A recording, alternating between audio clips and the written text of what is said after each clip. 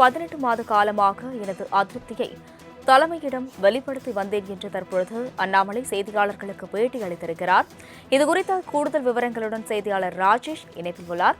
ராஜேஷ், வணக்கம். தன்னுடைய புதிய கட்சி குறித்து தற்பொழுது அண்ணாமலை அறிவித்த நிலையில் தற்பொழுது செய்தியாளர்களுக்கு அண்ணாமலை பேட்டியளித்துள்ளார். இதுகுறித்த கூடுதல் விவரங்கள். வணக்கம். அண்ணாமலையை பொறுத்த வரைக்குமே கடந்த 18 மாதங்களாக தான் அதிருப்தியில் இருப்பதாகவும் அதனையே தான் மேலிடத்தில், அதாவது அகில இந்திய தலைமையிடம் தெரிவித்திருப்பதாக அண்ணாமலை கூறியிருக்கிறார். இன்னும் சற்று நேரத்தில் அவர் தனது சமூக வலைதளம் மூலமாக பொதுமக்கள் மற்றும் ஆதரவாளர்களிடையே உரையாற்ற இருக்கிறார். அதில் என்ன கருத்துக்களை தெரிவிக்கப் போகிறார் என்பதை நாம் பொறுத்திருந்து பார்க்க வேண்டிய தேவை என்பது இருக்கிறது.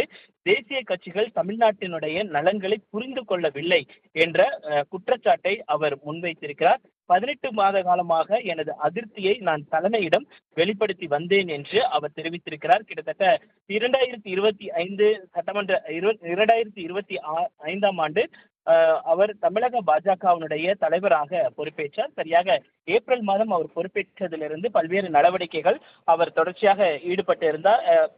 2025இல் அவர் தமிழக பாஜகனுடைய தலைவராக அந்த பதவியில் இருந்து நீக்கப்பட்டார். 2024 நாடாளுமன்ற தேர்தலின் போது அவர் மிக சிறப்பாக செயல்பட்டதாக அப்போது இருந்த கட்சியினர் எல்லாரும் தெரிவித்திருந்தார்கள். கூட்டணி கட்சியினர்கள் எல்லாம் தெரிவித்திருந்தார்கள். அண்ணாமலை வந்த பிறகாக அந்த கட்சியினுடைய செயல்பாடு அதிகரித்திருக்கிறது. திமுகவுக்கு எதிரான, அதாவது திமுக வர்சஸ் பாஜக என்ற ஒரு நிலை தமிழ்நாட்டில் உருவாகி இருக்கிறது என்ற பேச்சுக்கள் எல்லாம் இருந்தன.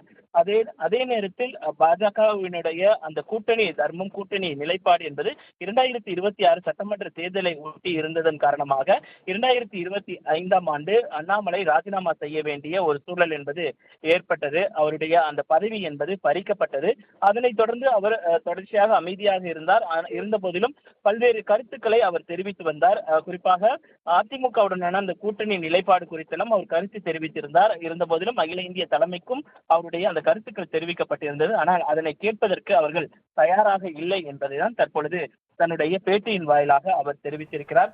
தமிழ்நாடு அரசியல் சார்ந்த விஷயங்கள் தேசிய தலைமையுடன் ஒத்துப்போகவில்லை என்பதை அண்ணாமலை தனது பேட்டியின் வாயிலாக தெரிவித்திருக்கிறார். குறிப்பாக தமிழக அரசியல் களம் என்பது வேறாக இருக்கிறது, தேசிய தலைமையினுடைய எண்ணம் வேறாக இருக்கிறது.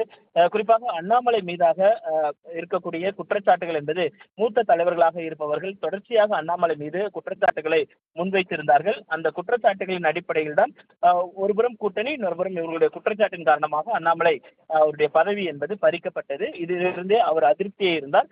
அதைத்தான் தற்பொழுது செய்தியாளர்கள் மத்தியில் அவர் வெளியிட்டு இருக்கிறார். குறிப்பாக 18 மாதங்களாக தான் அதிருப்தியில் இருந்ததாகவும் தன்னுடைய ராஜினாமாக்கான அந்த விளக்கத்தையும் அவர் அளித்திருக்கிறார்.